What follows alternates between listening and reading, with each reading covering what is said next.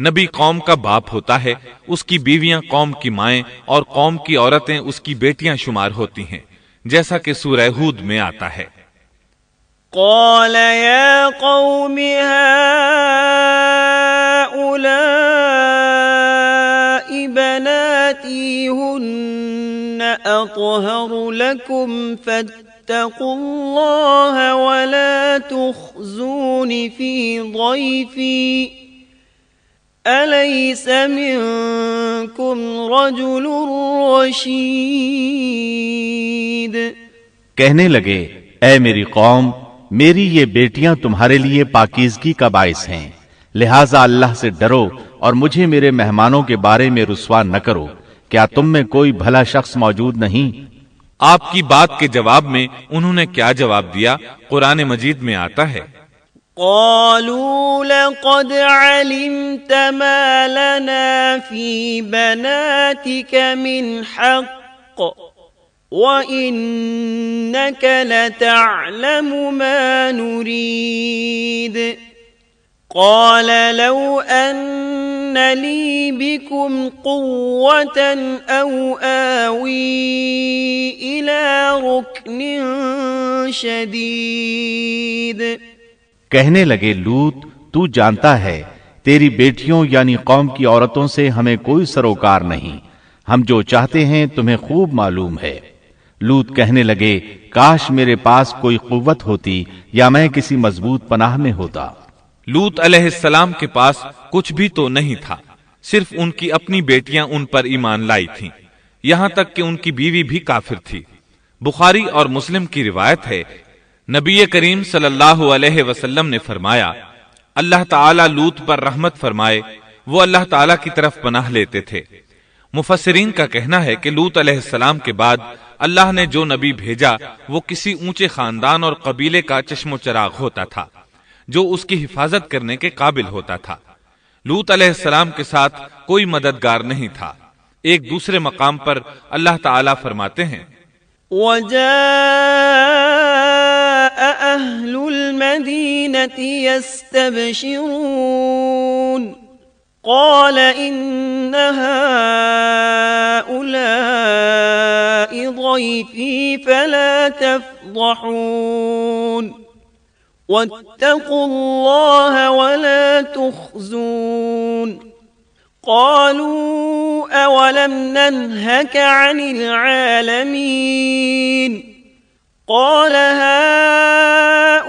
هَؤُلَاءِ بَنَاتِي إِن كُنتُمْ فَاعِلِينَ لَعَمْرُكَ إِنَّهُمْ لَفِي سَكْرَتِهِمْ يَعْمَهُونَ۔ اور شہر کے لوگ خوش ہوتے ہوئے آئے۔ لوط نے کہا یہ میرے مہمان ہیں، مجھے رسوا نہ کرو، اللہ سے ڈرو اور مجھے ذلیل نہ کرو۔ انہوں نے کہا کیا ہم نے تجھے جہان والوں کے بارے میں منع نہیں کیا؟ یعنی انہوں نے آپ کو تبلیغ وغیرہ سے بھی روک دیا تھا۔ لوط نے کہا اگر خواہش پوری کرنا چاہتے ہو تو میری بیٹیاں یعنی قوم کی عورتیں موجود ہیں، ان سے کر لو۔ اے پیغمبر تیری عمر کی قسم وہ لوگ اپنی مدہوشی میں مست تھے۔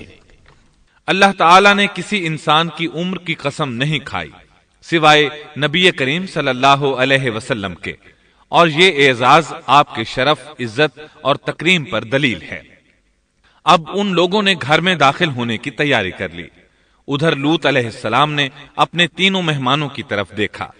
آپ ان کے لیے فکر مند تھے، لیکن وہ یہ دیکھ کر حیران ہوئے بغیر نہ رہے کہ وہ تینوں بالکل بے فکر بیٹھے تھے۔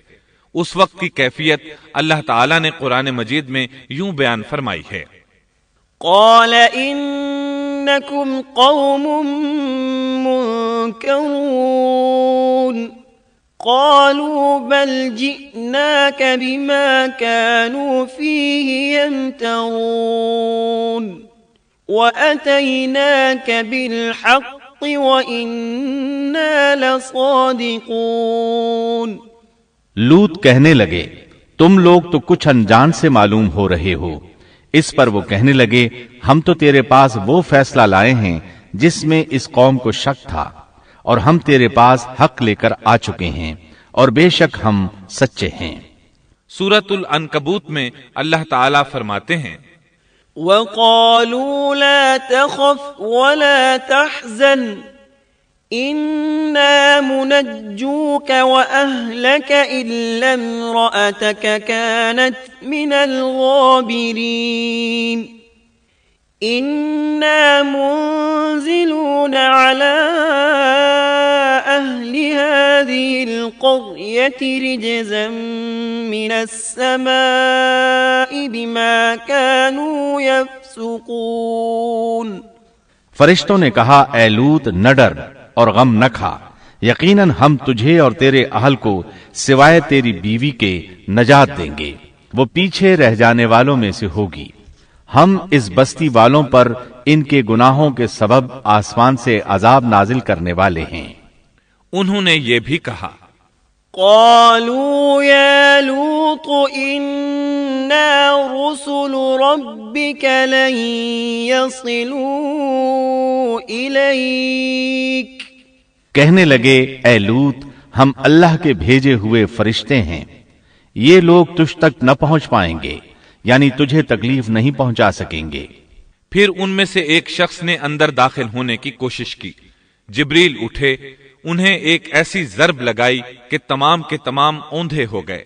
اس بارے میں اللہ کا فرمان ہے وَلَقَدْ رَاوَدُوهُ عَنْ ضَيْفِهِ فَطَمَسْنَا أَعْيُنَهُمْ، انہوں نے لوط کو اس کے مہمانوں کے بارے میں پھسلانے کی کوشش کی تو ہم نے ان کی آنکھیں مٹا ڈالی۔ اللہ تعالیٰ سورۃ القمر میں فرماتے ہیں فَذُوقُوا عَذَابِي وَنُذُرِ، پس میرا عذاب اور ڈرانا چکھو۔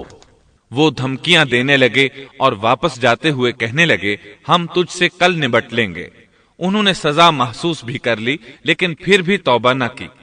اس وقت فرشتوں نے کہا إِنَّ مَوْعِدَهُمُ الصُّبْحُ أَلَيْسَ الصُّبْحُ بِقَرِيبٍ، یقیناً ان کے وعدے کا وقت صبح کا ہے، اور کیا صبح بالکل قریب نہیں؟ صبح تک انہیں مہلت مل گئی۔ فرشتوں نے کہا فَأَسْرِ بِأَهْلِكَ بِقِطْعٍ مِّنَ اللَّيْلِ وَاتَّبِعْ أَدْبَارَهُمْ وَلَا يَلْتَفِتْ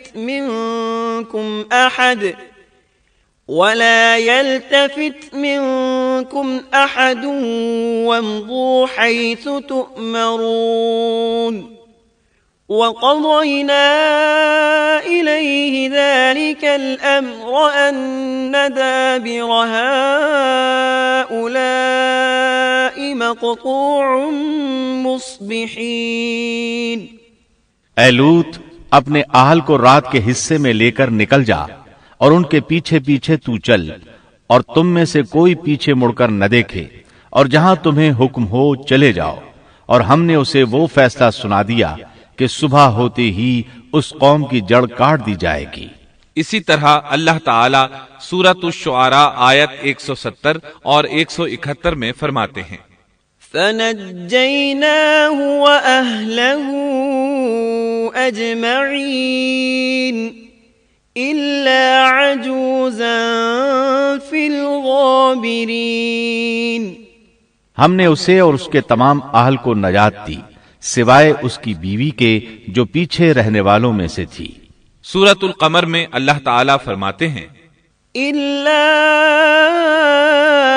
آلَ لُوطٍ نَجَّيْنَاهُمْ بِسَحَرٍ نِعْمَةً مِّنْ عِنْدِنَا كَذَلِكَ نَجْزِي مَنْ شَكَرَ، تمام ہلاک ہو گئے سوائے لوط کی آل کے، انہیں ہم نے صبح سحری کے وقت یعنی رات کے آخری حصے میں نجات دی، یہ ہمارا احسان تھا، اور اسی طرح ہم شکر گزاروں کو بدلہ دیتے ہیں۔ چنانچہ لوط علیہ السلام نکل کھڑے ہوئے، ان کے ساتھ ان کی صرف 2 بیٹیاں تھیں، وہ بستی سے نکل گئے۔ پھر صبح ہوئی، روشنی پھیلنے لگی تو عذاب آ گیا۔ وَلَقَدْ صَبَّحَهُم بُكْرَةً عَذَابٌ مُسْتَقِرٌّ فَذُوقُوا عَذَابِي وَنُذُرِ، اور صبح سویرے ہی انہیں ٹھہرنے والے عذاب نے آ لیا، پس تم میرے عذاب اور ڈرانے کا مزہ چکھو۔ یہ عذاب کیسا تھا؟ جبریل علیہ السلام آئے، اپنا پر زمین کے نیچے داخل کیا، اس مکمل بستی کو اکھیڑا اور آسمان کی طرف اٹھا کر لے گئے۔ کہا جاتا ہے کہ فرشتوں نے اس بستی کے مرغوں کی اذان اور کتوں کے بھونکنے کی آوازیں سنی، اور لوگوں نے فرشتوں کی تسبیح سن لی۔ جبریل علیہ السلام نے ایک چیخ ماری، سب بجھی ہوئی آگ کی طرح ہو گئے، پھر مکمل بستی کو پکڑ کر الٹا دیا، ہر ایک کے لیے آسمان میں پتھر تیار تھا، بہرحال اس کو زمین پر دے مارا۔ اللہ تعالیٰ سورہ ہود میں فرماتے ہیں، فَلَمَّا جَاءَ أَمْرُنَا جَعَلْنَا عَالِيَهَا سَافِلَهَا وَأَمْطَرْنَا عَلَيْهَا حِجَارَةً مِّن سِجِّيلٍ مَّنضُودٍ مُّسَوَّمَةً عِندَ رَبِّكَ وَمَا هِيَ مِنَ الظَّالِمِينَ بِبَعِيدٍ۔ پس جب ہمارا حکم آیا تو ہم نے اس کا اوپر والا حصہ نیچے کیا اور ان پر کنکریلے پتھر برسائے جو تہ بتہ تھے، تیرے رب کی طرف سے نشاندار تھے، اور وہ ان ظالموں سے کچھ دور نہیں تھے۔ سورۃ الحجر میں اللہ فرماتے ہیں، فَأَخَذَتْهُمُ الصَّيْحَةُ مُشْرِقِينَ فَجَعَلْنَا عَالِيَهَا سَافِلَهَا وَأَمْطَرْنَا عَلَيْهِمْ حِجَارَةً مِّن سِجِّيلٍ۔ روشنی ہوتے ہی انہیں بڑے زور کی چیخ نے پکڑ لیا، پھر ہم نے اس کا بلند حصہ نیچے کیا اور ان پر کنکر والے پتھر برسائے۔ سورۃ الشعراء میں اللہ فرماتے ہیں، وَأَمْطَرْنَا عَلَيْهِمْ مَطَرًا فَسَاءَ مَطَرُ الْمُنذَرِينَ إِنَّ فِي ذَلِكَ لَآيَةً وَمَا كَانَ أَكْثَرُهُم مُؤْمِنِينَ وَإِنَّ رَبَّكَ لَهُوَ الْعَزِيزُ الرَّحِيمُ۔ اور ہم نے ان پر ایک خاص قسم کا می برسایا، پس بہت ہی برا می تھا جو ڈرائے گئے ہوئے لوگوں پر برسا۔ یہ ماجرا بھی سراسر عبرت ہے، ان میں سے بھی اکثر مسلمان نہ تھے۔ بے شک تیرا پروردگار وہی ہے، غلبے والا، مہربانی والا۔ سورۃ النجم میں اللہ فرماتے ہیں، وَالْمُؤْتَفِكَةَ أَهْوَىٰ فَغَشَّاهَا مَا غَشَّىٰ فَبِأَيِّ آلَاءِ رَبِّكَ تَتَمَارَىٰ هَٰذَا نَذِيرٌ مِّنَ النُّذُرِ الْأُولَىٰ۔ اور اس نے الٹائی ہوئی بستیاں گرا دیں، پھر ان کو اس چیز سے ڈھانپا جس سے بھی ڈھانپا، مطلب یہ کہ ان پر پتھروں کی بارش برسائی۔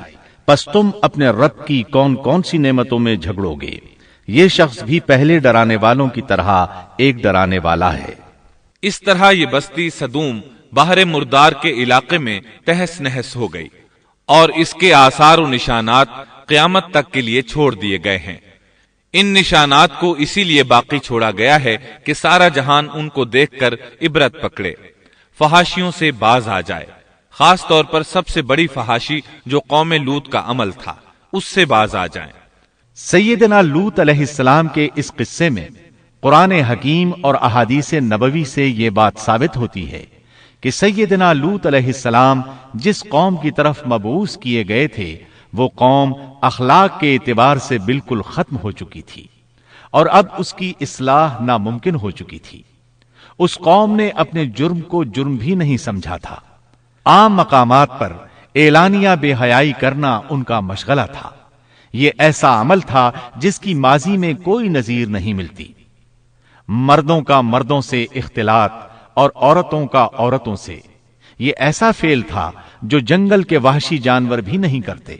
یہی وجہ تھی کہ یہ قوم اپنے میں سے کچھ نیک لوگوں کو بھی برداشت نہیں کرتی تھی، وہ انہیں نیکی اور شرافت کی دعوت دیتے تھے، اسی لیے وہ ان کے سخت مخالف ہو گئے تھے۔ قرآن کریم نے اس قوم کے 3 بڑے جرائم کا ذکر کیا ہے، یہ کہ تم مردوں سے بدفعلی کرتے ہو، مسافروں کو لوٹ لیتے ہو، عام مجلسوں میں اعلانیہ فحاشی کرتے ہو۔ ان 3 گناہوں میں سے سب سے پہلا گناہ بدترین گناہ تھا۔ یہ گناہ اس قوم سے پہلے کسی نے نہیں کیا تھا، گویا وہ اس گناہ کو ایجاد کرنے والے تھے، اور یہ گناہ زنا سے بھی زیادہ شدید ہے۔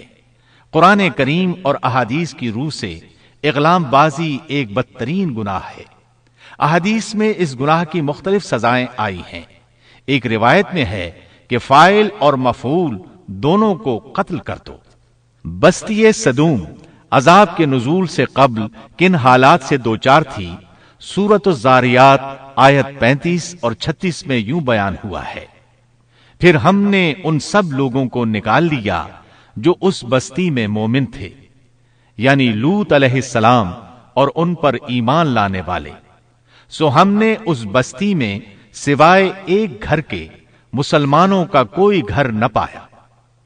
اس کا مطلب ہے وہاں صرف سیدنا لوط علیہ السلام اور ان کا گھرانہ مسلمان تھا، باقی سب گھر کافروں کے تھے۔ اللہ تعالیٰ کسی قوم کی مکمل تباہی کا فیصلہ اس وقت تک نہیں کرتے جب تک کہ اس قوم میں کچھ قابل لحاظ بھلائی موجود ہو، مگر جب قوم کا حال یہ ہو جائے کہ اس میں بھلائی آٹے میں نمک کے برابر بھی باقی نہ رہے، تو ایسی صورت میں اللہ کا قانون یہ ہے کہ نبی اور اس پر ایمان لانے والوں کو اپنی قدرت خاص سے کسی نہ کسی طرح بچا لیا جاتا ہے، اور باقی لوگوں کے ساتھ وہی معاملہ کیا جاتا ہے جو ہوش مند تاجر اپنے ٹوکرے کے گلے سڑے پھلوں کے ساتھ کرتا ہے۔